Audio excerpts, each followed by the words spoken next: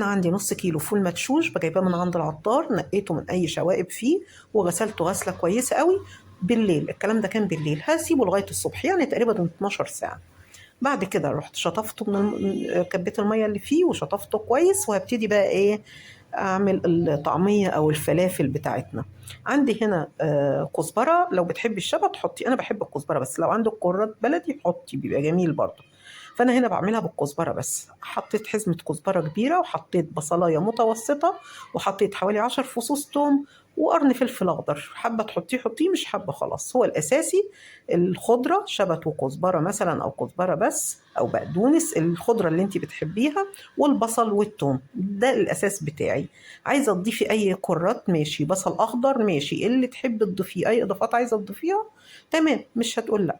انا هعملها في الكبه، ممكن تعمليها في الخلاط تمام. هاخد حبه، ما تاخديش كتير عشان ايه يعني تقدري ان انت تطحنيها كويس وتتفرم كويس.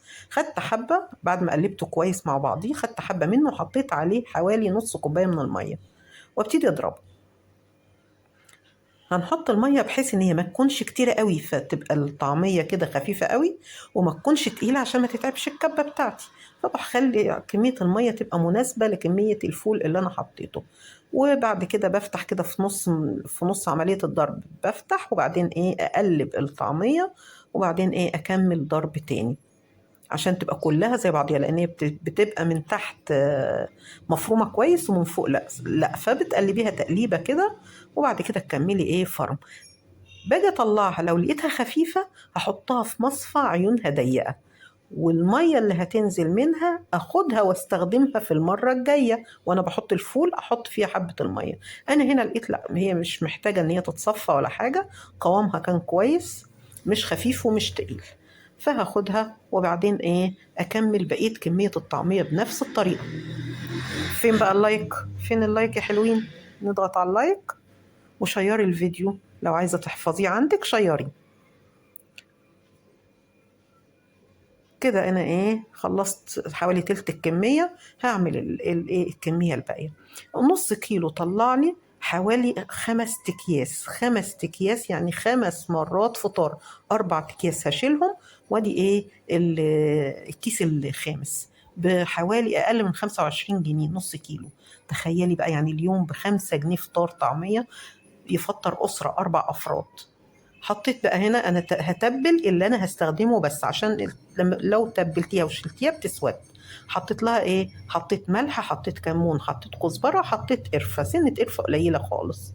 لو حابه تحطي 7 بهارات حطي برضو سنه صغيره، بس هو اهم حاجه بالنسبه لك الكمون والكزبره والقرفه، انا بحبها جدا في الطعميه. لو حابه تحطي سمسم في عجينه الطعميه برضو بتبقى حلوه قوي، حطي سمسم يكون ابيض. بعد كده انا بقى ايه ببتدي اشكلها. ما تضغطيش عليها قوي وانت بتشكليها، خلي ايدك خفيفه عليها وبصباعي كده زي ما احنا شايفين، وبعمل الفتحه. في اداه بتتباع لتشكيل الطعميه، بس للاسف مش عندي الاداه دي ومش عارفه تتباع فين، فبتصرف وبعملها.